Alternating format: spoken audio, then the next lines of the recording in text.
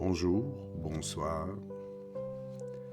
Aujourd'hui, notre méditation est sur est-ce que la croyance peut effectivement influencer notre destin? Rappelez-vous, il y a quelque temps, il était normal de mourir vers les 60 ans. On était considéré comme vieux à partir de 50 ans. Ce n'est pas si vieux que cela. Et maintenant, notre espérance de vie est de 80 et plus. Et nous avons cette nouvelle croyance, et la plupart des gens vivent jusqu'à cet âge.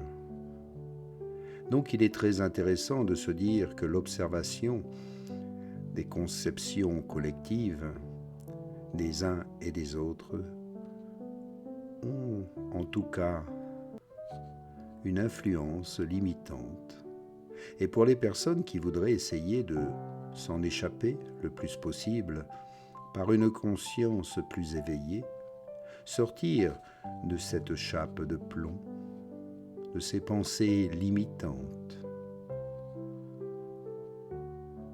Et en fait, qui est devenue une croyance collective de ce qui est normé pour ce qui est possible ou impossible.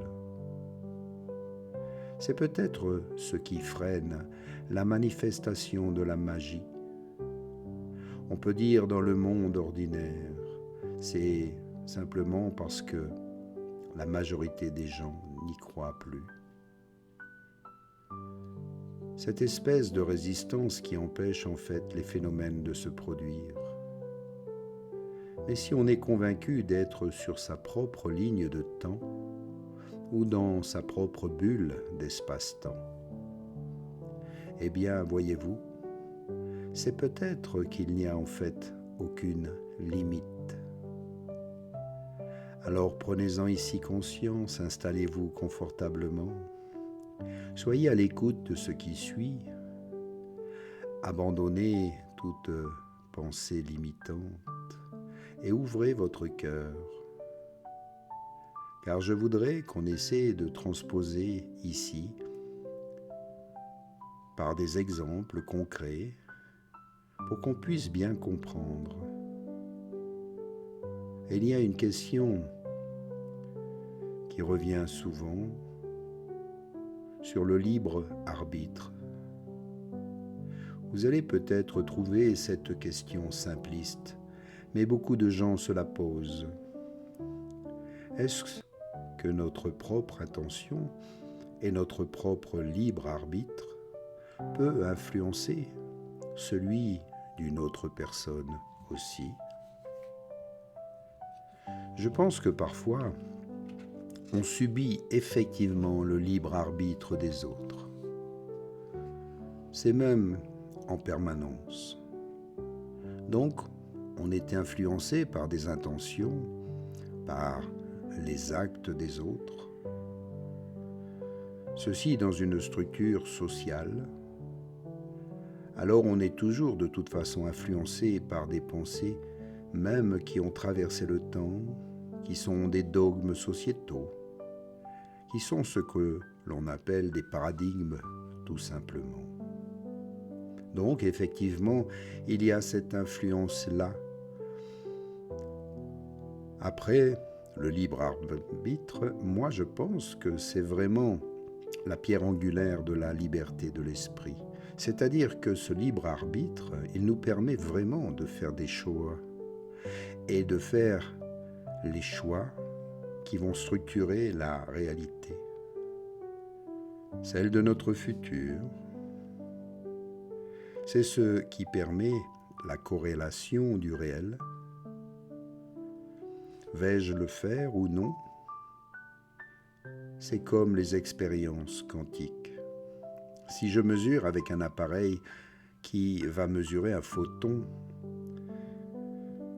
depuis l'endroit, je mesure donc ce photon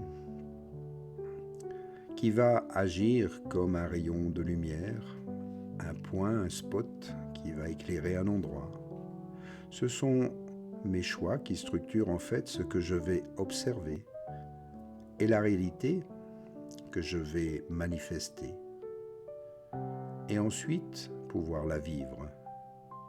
C'est donc dans l'observation, c'est la conscience qui influence les choses, sans même les toucher.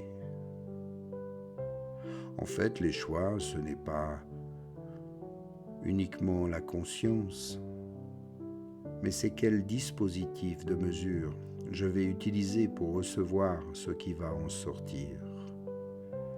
Est-ce que c'est un système qui va détecter une ombre ou est-ce que c'est un système qui va détecter un corps? Ce que l'on observe ensuite résulte effectivement du choix expérimental qu'on a fait. L'observation, c'est simplement la réponse à la question que l'on s'est posée en faisant un choix du dispositif expérimental et pour faire apparaître quelque chose. Alors voilà, on a simplement une réponse à ça sur la notion de libre arbitre. Mais moi, je suis convaincu qu'on a un libre arbitre fondamentalement, mais qu'il est forcément limité. Il ne peut pas être absolu, car il est limité par ce que nous sommes, par notre propre nature. On n'a pas la liberté de créer des mondes, des univers comme ça, comme si on était des démiurges. Et puis, il est limité effectivement aussi par la conscience collective et par l'inconscient collectif.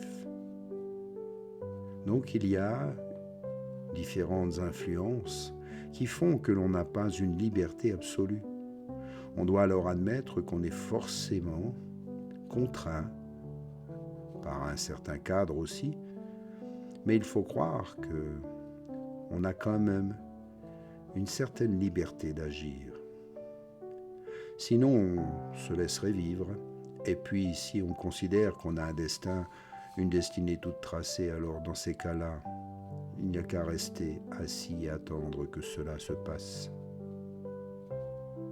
Mais en même temps, on peut concilier ces deux idées-là. Qu'on ait un destin, qu'on s'est incarné peut-être pour un plan, pour faire des choses précises, pour vivre certaines choses, apprendre certaines leçons. Il y a des gens qui nous disent ça dans les milieux spirituels. Et en même temps, on peut garder cette liberté. Eh bien, de se conformer à ce plan ou non, ou de s'en écarter. Mais alors pourquoi notre guidance? Pourquoi les synchronicités ou les messages de nos guides? Car si on veut nous ramener sur ce choix, sur ce plan d'incarnation qu'on a peut-être décidé en amont, c'est aussi une façon de dire que le plan est dessiné. C'est peut-être possible qu'on soit venu avec un plan d'incarnation, c'est-à-dire avec des projets pour vivre certaines expériences et pour apprendre certaines choses. Des choses qu'on n'aurait pas apprises dans d'autres vies, et dans l'hypothèse où on a eu d'autres vies. Alors tout ça reste spéculatif, bien sûr. Il y a plusieurs grilles de lecture. Mais moi j'aime bien cette idée que toutes ces guidances que l'on reçoit, de par différentes expériences, nous ramènent à peut-être quelque chose qu'on avait décidé avant de venir ici. Moi aussi, j'étais persuadé qu'on avait toujours le choix de créer. Mais peut-être en fait, c'est guidé par l'âme et par le soi divin. Et qui a déjà, lui, une mission en venant dans ce corps physique. Ce qui a décidé ce plan d'incarnation, c'est quelque chose de plus grand que notre ego, que notre moi. C'est notre soi, effectivement. Mais le soi a aussi une dimension sociale. Quand on parle de soi, on a toujours tendance de s'imaginer que c'est un moi qui est plus grand, que c'est un moi augmenté, mais pas seulement. Dans la psychanalyse jungienne, on insistait sur la dimension sociale du soi. c'est-à-dire que c'est aussi quelque chose qui est collectif. Et d'ailleurs, il y a des images dans le soufisme qui sont intéressantes. Dans un livre qui s'appelle Assomption, il y a une très belle image d'un saint soufi qui dit « Mais finalement, peut-être qu'il n'y a qu'un seul être unique qui pourrait être représenté par sa flamme, et que cet être se reflèterait dans une infinité de miroirs. Chacun de ces miroirs, c'est un peu de nous, et au moment de la mort, quand un miroir se casse, la flamme, elle, est toujours là, car la flamme est immortelle, qui se reflète dans tous les miroirs.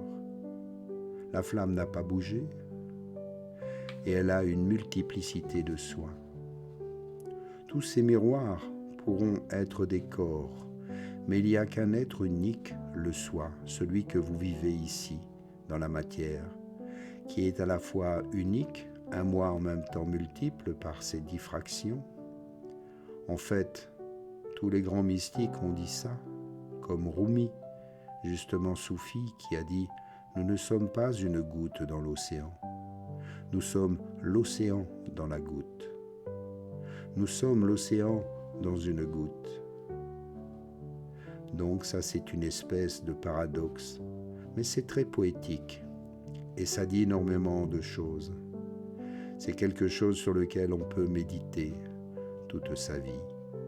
Nous sommes l'océan dans une goutte, donc nous sommes individués au sens de Jung. Nous sommes un individu. C'est nécessaire de vivre toutes ces expériences à travers notre prisme d'individu, mais en ayant conscience que nous sommes absolus. L'absolu en nous, l'absolu s'exprime à travers nous.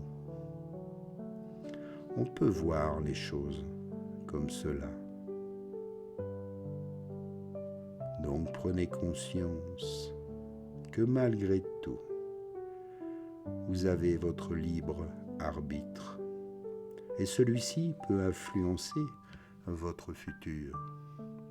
Alors prenez-en conscience. Inspire et expire.